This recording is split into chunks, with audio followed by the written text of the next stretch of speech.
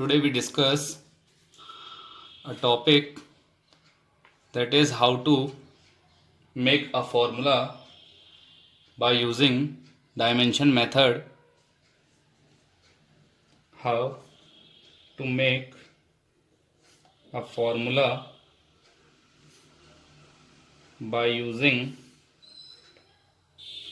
dimension method.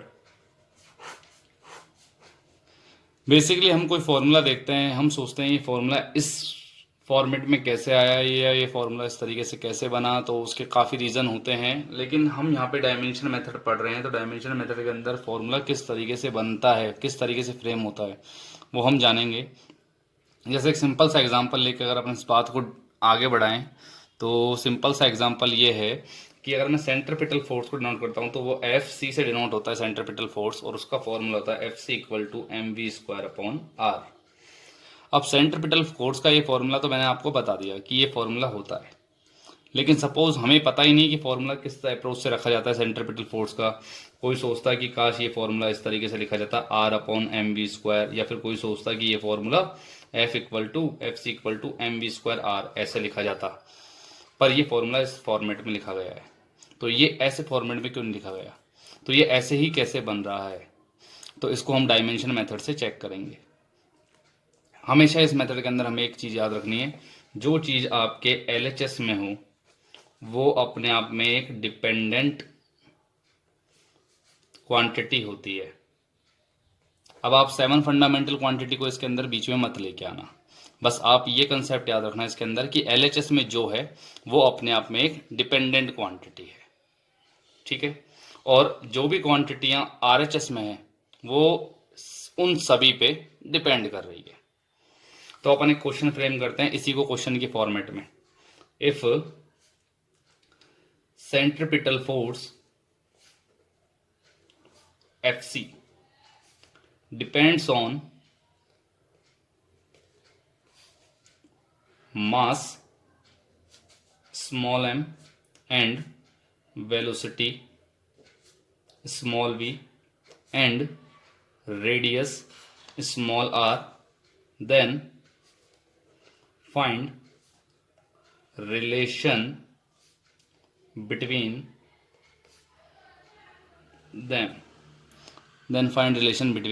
them, उनके बीच में relation निकालना है। अब देखिए यहाँ पे एफ सी डिपेंड कर रहा है, तो जो डिपेंड कर रहा है सबसे पहले आप उसको एलएचएस साइड में लिख लीजिए, एफ सी डिपेंड, ठीक है। अब किस किस पे डिपेंड कर रहा है, मास पे, वेलोसिटी पे, रेडियस पे। आपकी मर्जी है, आप किसको फर्स्ट ऑर्डर पे लिखते हो, किसको सेकंड पे, कोई सी को भी आप फर्स्ट सेकंड थर्ड किसी को भी रेंडमली लिख सकते हो। तो मैंने एम को पहले लिखा हुआ है इसलिए एम को पहले लिख दिया, वी को सेकंड पे लिख दिया और आर को थर्ड पे लिख दिया। अब मुझे नहीं मालूम ये कितनी पावरों के साथ इसके साथ रिलेट हो रही हैं, तो मैंने यहाँ पे इसके ऊपर एक पावर एज्यूम करी ए, इसके ऊपर पावर एज्यूम करी बी, इसके ऊपर पावर एज्यूम करी सी। ये एक जनरल कंसेप्ट है। तो ये जो क्वांटिटी है एफ सी वो इन तीनों पर डिपेंड कर रही है। तो डिपेंड करने का मतलब है कि ये इसके प्रोपोर्शनल है। अब प्रोपोर्शनल के बाद हमें अभी इनकी पावर नहीं पता, हो सकता है इसकी पावर 2 बने, हो सकता है इसकी पावर 1 बने, या हो सकता है इसकी पावर 2 बने। तो वो जो भी रिलेशन होगा वो अपने आप निकल के आ जाएगा। हमें बस यहाँ पे डायमेंशन मेथड को फॉलो करना है।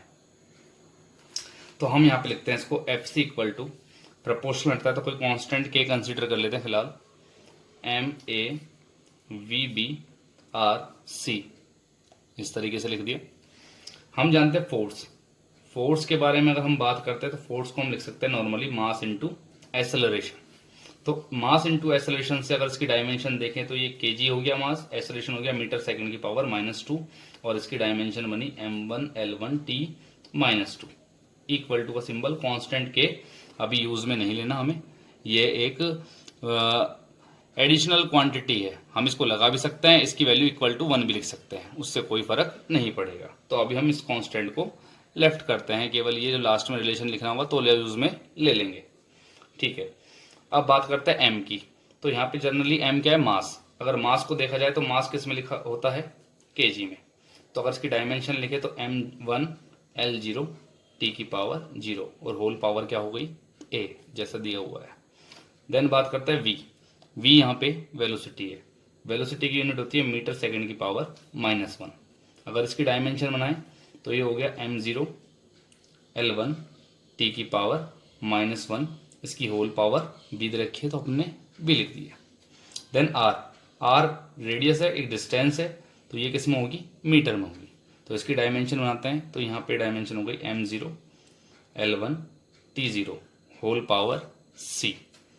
अब देखिए यहाँ पे सबसे पहले पावर को अंदर हम मल्टीप्लाई कराते हैं, तो m की पावर 1 इंटू ए, m की पावर a इंटू 0 करोगे तो कोई इफेक्ट नहीं पड़ेगा, पावर 0 रहेगी। a इंटू 0 यहाँ पे भी करोगे तो t की पावर भी 0 रहेगी।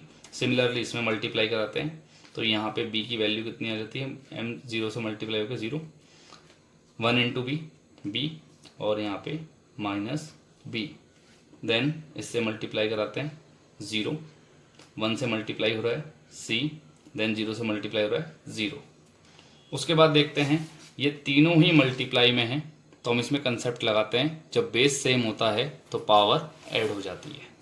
तो हम यहाँ पे LHS में जो लिखा हुआ है m1 L1 t की पावर -2 उसको तो एज इट इज़ उतार लेते हैं, इक्वल टू RHS को देखते हैं तो m की पावर हो गई a plus 0 plus 0, then L की power 0 plus b plus c, then t की पावर 0 माइनस b प्लस 0। हमने तीनों पावर लिख ली ऐड करके। तो हमें यहाँ पे वैल्यू क्या मिली है, ये देखिए हमें मिली है m की पावर a, l की पावर b प्लस c और t की पावर -b। इस तरीके से हमें यहाँ पे वैल्यू मिली है। अब हम LHS पे देखते हैं, वही सेम चल रहा है। अब यहाँ पे जो m की पावर देख रहे हैं हम a, इसका कंपैरिजन हम यहाँ की m की पावर से कराएंगे। सिमिलरली l की पावर जो हम यहाँ देख रहे हैं इसका कंपैरिजन l की पावर से कराएंगे, एज वेल एज t की पावर जो हम यहाँ देख रहे हैं उसका कंपैरिजन यहाँ t की पावर से कराएंगे। तो a की वैल्यू m से रिलेट कराई तो a इक्वल टू आया हमारे 1। अब b प्लस c की वैल्यू अगर l से रिलेट करते हैं तो b plus c equal to होता है 1, पर अभी ये डिफाइन नहीं हो पा रहा तो हम तीसरी की हेल्प लेते हैं। t की वैल्यू कितनी है -b और -b की वैल्यू दे रखी t की यहाँ पे -2, सिंबल जो है वही लेना है। तो माइनस से माइनस कैंसिल हो गया तो b की वैल्यू हमें यहाँ मिली 2, b हमें 2 मिला, a हमें 1 मिला। इस वैल्यू को आप यहाँ पुट करोगे तो आपके पास c की वैल्यू आ जाएगी। तो ये हो गया 2 प्लस c इक्वल टू 1, तो c equal to 1 minus 2, c equal to -1। ये वैल्यू हमें यहाँ पे मिल गई है। तो हम अब जो हमारी स्टार्टिंग में रिलेशन वाली वैल्यू थी यहाँ, ये इसके अंदर ये वैल्यू पुट करेंगे ए बी सी की। तो हम देखते हैं एफ सी इक्वल टू हमें मिलता है के कॉन्स्टेंट एज इट इज़ और एम की पावर ए दे रखा है तो ए की वैल्यू हमने निकाली यहाँ पे 1। देन वी की वैल्यू बी पावर थी, पावर बी कितनी आई हमारे पास 2। देन सी, आर की वैल्यू सी कितनी है -1। तो यहाँ पे एफ सी की वैल्यू हो गई के एम वी स्क्वायर, आर की पावर -1 है तो इसको मैं अपॉन में अगर आर को लिखूंगा तो पावर क्या हो जाएगी +1।